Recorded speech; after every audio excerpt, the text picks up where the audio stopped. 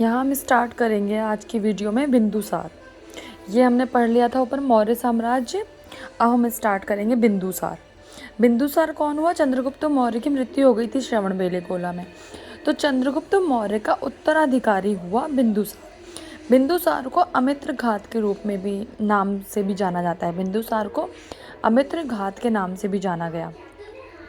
बिंदुसार आजीवक संप्रदाय का अनुयायी था। आजीवक संप्रदाय का अनुयायी था। वायु पुराण में बिंदुसार को भद्रसार कहा गया। बिंदुसार के दरबार में डाइमेकस नामक राजदूत आया था, जो कि मैगस्थनीज का उत्तराधिकारी था। डाइमेकस, ठीक है। बिंदुसार के दरबार में डाइमेकस आया था। वायु पुराण में बिंदुसार को भद्रसार बोला गया है। जैन ग्रंथों में बिंदुसार को सिंहसेन कहा गया है। मतलब चंद्रगुप्त का उत्तराधिकारी बिंदुसार, उन्हें अमित्रघात भी बोला गया। वो आजीवक संप्रदाय के अनुयायी थे। वायु पुराण में इन्हें भद्रसार बोला गया। जैन ग्रंथों में इन्हें सिंहसेन बोला गया। अब बिंदुसार के शासन काल में तक्षशिला में 2 विद्रोह हुए थे, जिसमें पहले में बिंदुसार ने सुसीम को भेजा था और दूसरे विद्रोह में अशोक को भेजा था।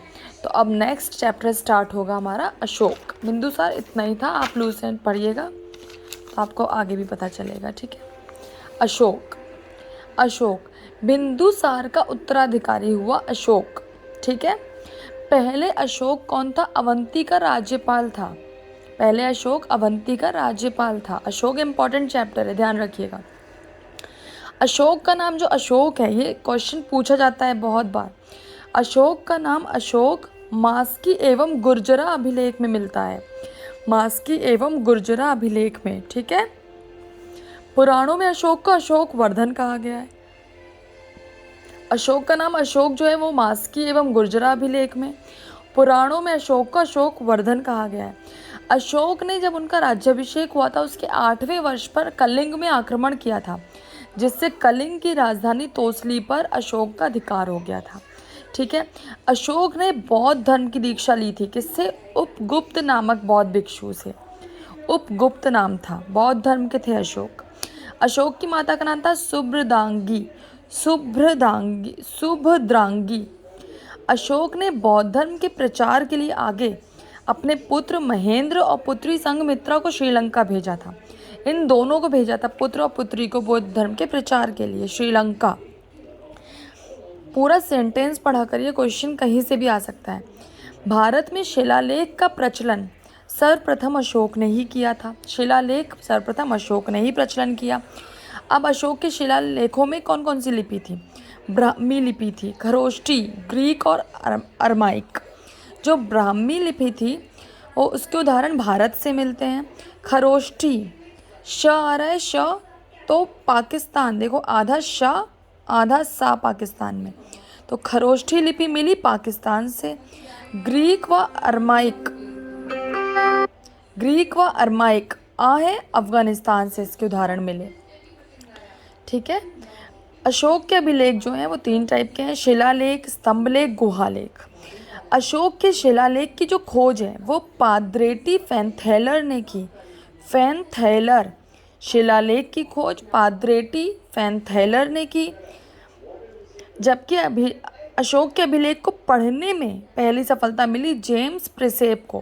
क्वेश्चन में कंफ्यूज मत होना, अशोक के शिलालेख की खोज तो पाद्रेटी फैनथैलर ने की, लेकिन अशोक के अभिलेख को पढ़ने में पहली सफलता किसको मिली? जेम्स प्रिसेप को।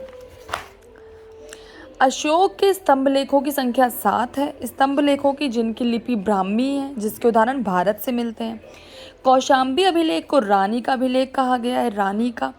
अशोक का सबसे छोटा अभिलेख रुम्मीदेई है और सबसे लंबा अभिलेख 7वां अभिलेख है, ठीक है। अशोक के समय मौर्य साम्राज्य में प्रांतों की संख्या 5 थी। प्रांतों को उस टाइम चक्र भी कहा जाता था। अशोक अर्थशास्त्र में गुप्तचर को गूढ़ पुरुष कहा गया है। नंद वंश का विनाश करने के लिए चंद्रगुप्त मौर्य ने कश्मीर के राजा प्रवर्तक से सहायता ली थी। प्रवर्तक से सहायता ली थी। चंद्रगुप्त मौर्य ने नंदवंश का विनाश करने के लिए कश्मीर के राजा प्रवर्तक से सहायता ली थी। मौर्य वंश 137 वर्षों तक रहा और मौर्य वंश का अंतिम शासक हुआ वृहद्रथ। जिसकी हत्या पुष्यमित्र शुंग ने की और शुंग वंश की स्थापना यहाँ से हो गई। तो नेक्स्ट टॉपिक आएगा पुष्यमित्र शुंग का। ठीक है, मौर्य वंश का अंतिम शासक, इंपॉर्टेंट क्वेश्चन है, वृहद्रथ। याद रखिएगा, वृहद्रथ। ठीक है, और भी इंपॉर्टेंट चीज़ें हैं श्लोक में, आप लूसेंट खोल के या कोई भी आप जिससे भी हिस्ट्री पढ़ रहे हो उसे खोल के देखना, आप अपने पॉइंट्स भी बनाइएगा। ठीक है, थैंक यू।